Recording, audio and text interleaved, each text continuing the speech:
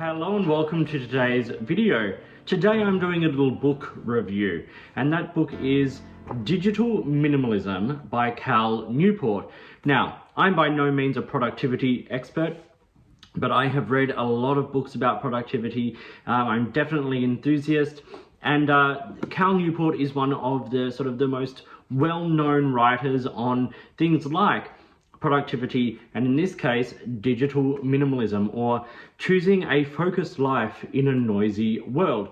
Now, this book was first published in 2019 by Penguin, and basically the book serves to help us find a focus in our life, moving away from all the unnecessary social media and digital noise that a modern world provides to us.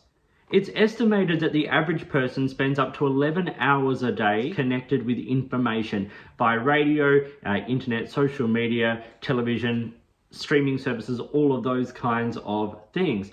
And that is a huge step up from generations past. And while there are definitely pros that go with that, there are a number of cons. And a lot of those cons come out of social media and the use of using them. Now, it's all rich for me to say this, standing here, filming a video that is going to go onto, a media platform such as YouTube, as well as all of us, using things like Instagram and messenger services to stay in touch with other people in our associated industries and personal lives.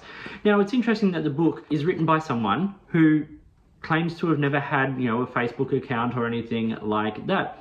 Now, obviously, he has an online presence. He's on YouTube, he's on a lot of other sort of networks and things, but he hasn't associated himself with those particular ones. And there are lots of pitfalls of social media. Think of the endless doom scrolling, think of the constant notifications, that constant pressure to know everything now. And that has stopped us from being in touch with some of the things that are really important to us, including real life human connections with people, and also some of those analog pleasures, such as, for me, things like art and photography and those kinds of things that I have always enjoyed being involved in. But the lure of that dopamine hit every time the ping goes off, or every time we get a like on a photo, checking the likes, checking how many followers we have, these are all pitfalls of the social media world, and as Cal says, in a noisy world. And so this book hopes to help you find focus in that. Now, in saying that, this is not the be-all, end-all. This is not an instant fix. This is not going to provide you with an exact way that is going to work for you necessarily, but it hopes to instill you with ideas that can help you find your way through what Cal Newport refers to as a digital declutter. He suggests a thing where you take away all social media for 30 days. So unless it's necessary for your work. So no social media, no internet, no gaming, nothing like that, as much as possible for 30 days. Detox from it. A declutter. And then when you go back to it, you can start to find one by one the social media platforms, websites, services that do something specific for you. So the idea is to be more intentional, to be more purposeful in what social media and what online forces you allow into your life. And hopefully in the process of doing all of that, you'll reconnect with those things that actually mean something to you. So to help do this, Cal lists a number of things we can do, and a couple of the ones I personally took away from it are things like taking all social media off your phone. If you delete those apps like Instagram and Facebook off your phone, and then if you need to access them only on a desktop computer or laptop. That way you've got the extra process of actually having to access those services, and sometimes that intentional need to declutter can stop you from mindlessly accessing them. Another thing he suggests is that it's really great for us to be alone in our thoughts. Now, that means that we can sort of think clearer, process information, do things like creating ideas for projects or brainstorming, but also it gives us time to do some of those leisure activities that we have found our time being taken up by, once again, that doom scrolling or the constant need to check likes and follows. Another thing he suggests is that he's not trying to get you to remove all social media and digital services from your life. He's just talking about being intentional with them, using them for specific purposes that each service provides. Now, can you get that service from another one? Does it do it better? Can you get that from an offline service?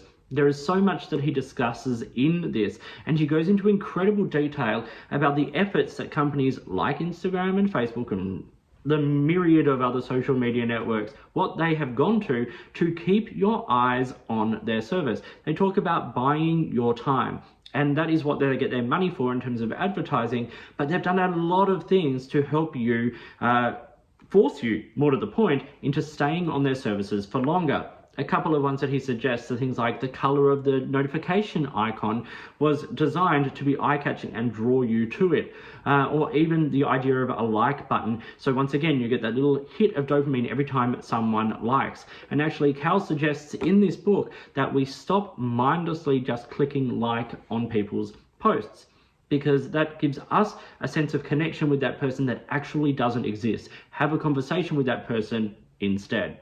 So there is a lot in this book that is really useful, particularly I think for those people who are feeling overwhelmed by social media or by the digital world in their life.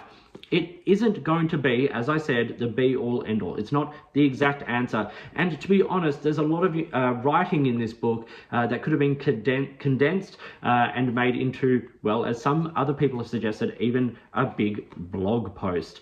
But it's an interesting read, and it leaves you with a lot to think about, even if they're not entirely new ideas to you.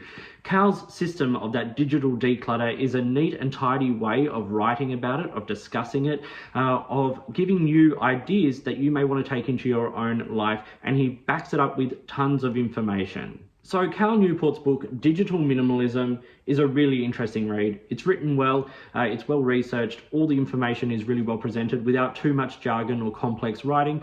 It's a nice, clean book that will allow you to find ways that you can move away from a lot of that social media impact in your life.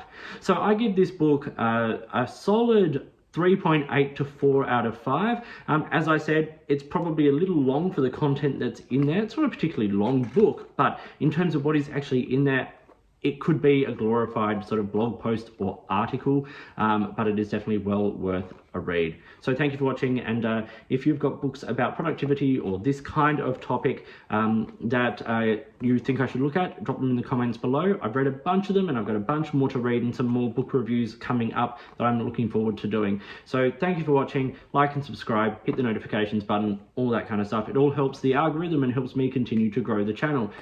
Funny, I'm talking about this on a review of a book called Digital Minimalism, but that's the way it goes. So in the meantime, enjoy your books, take from what you like, be productive, be happily productive, and I'll talk to you soon.